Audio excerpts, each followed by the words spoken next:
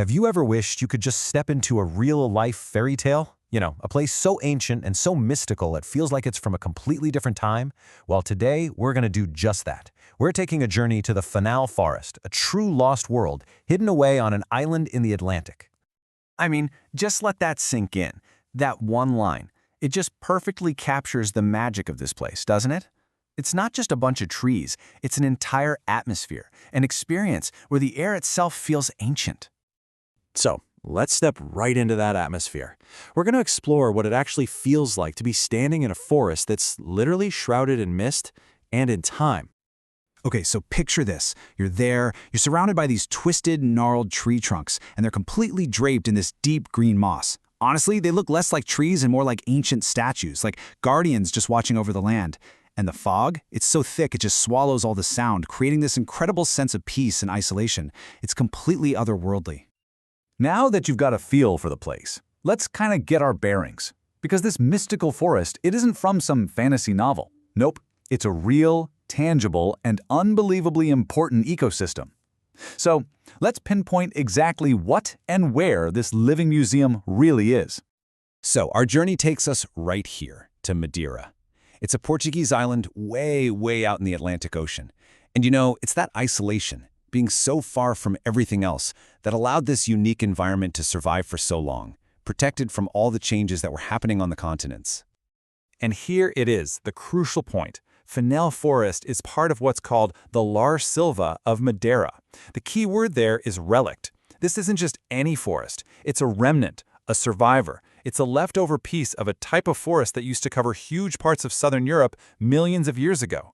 We're basically looking at a living piece of prehistory. So what even is a laurel forest? Well, it's an ecosystem that just loves high humidity. Remember that constant mist we talked about? And a really stable, mild climate. It's full of these beautiful evergreen trees from the laurel family. But here's the wild part. This isn't some strange alien environment. It's a ghost of Europe's own subtropical past, a world that completely vanished from the mainland because of ice ages and climate change. All right, now that we know where we are, let's get a closer look at the guardians themselves, the incredible plants and animals that call this ancient forest home. And these aren't just any old species. A lot of them are just as ancient and unique as the forest itself. So, meet the star of the show, the till tree. These are those ancient guardians we saw earlier. They are the absolute heart and soul of Fanal. I mean, these trees can live for hundreds and hundreds of years, and their twisted, mossy trunks, they're like a living record of their incredible age and resilience. And it's not just the trees. The forest is also home to really unique animals, like the Madeiran long-toed pigeon. Now, this bird is endemic to the island, which is just a way of saying you can't find it anywhere else on the entire planet. It evolved here, with this forest, and its very survival is completely linked to the health of this one ecosystem. And that just perfectly illustrates the whole idea, right? Fauna isn't some static, dusty old relic. It's a vibrant, living museum. It is actively preserving a whole chapter of Earth's natural history that's been erased almost everywhere else. Every plant, every bird, every insect, it's a living exhibit from a world that has otherwise vanished. So, okay, why does a forest on a tiny island in the Atlantic actually matter to the rest of the world? In this last part, we're going to connect all the dots and really understand the global significance of this incredible place. First, just take a look at this number, 90%. That is the amount of this forest that is considered primary forest. That basically means it's untouched by people. It is ancient, pristine, and fundamentally wild. In a world where there are so few truly wild places left, a number like that is just staggering. And because of that incredible authenticity, it's been named a UNESCO World Heritage Site. Now, that's not just some fancy plaque. It's a recognition that this isn't just a local treasure. It's part of the shared heritage of all of humanity. It's a global statement that this forest is invaluable. And Madeira isn't totally alone in this.